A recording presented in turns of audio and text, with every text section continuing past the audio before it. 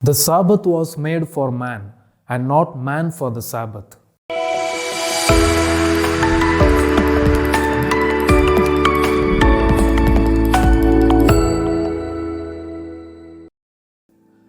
Dear brothers and sisters in Christ Jesus, in today's Gospel we can see that there is an argument between Jesus and the Pharisees.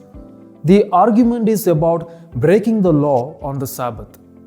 The disciples of Jesus, walking through the corn fields, plucked the ears of corn and ate on the Sabbath day. The Pharisees could not tolerate the disciples of Jesus doing what is unlawful on the Sabbath day. For them, observing the Sabbath day as holy was much more important than even doing good to others. Usually, on Sabbath day, there are three things done by the Jews. First of all, they remembered God's creation. Secondly, they remembered the liberation of the people from Egypt. And thirdly, they recalled the Sinai covenant, which is a sign between God and man. Strictly speaking, the disciples did not break any of these.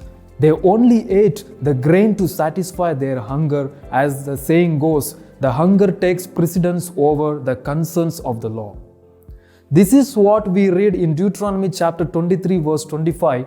When you come into your neighbor's standing grain, you may pluck the heads with your hand, but you shall not use a sickle on your neighbor's standing grain.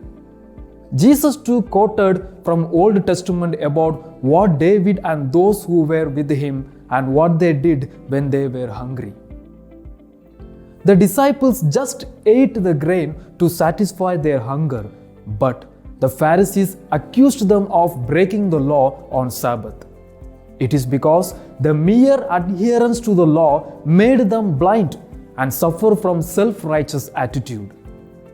They were too concerned about outer purity than inner purity of heart.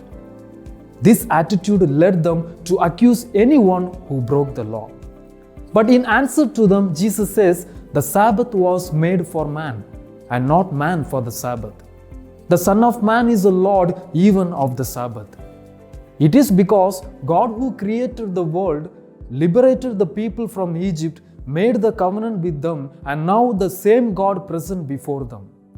But the Pharisees failed to recognize Him and believe in Him who is the law itself. Today, we need to ask ourselves about our attitude towards rules and regulations, laws and precepts. Are we only following the laws and rituals of the church? Or are we following Jesus Christ Himself? If we follow Jesus Christ, then do we give heed to the needs of the people? Let us reflect today.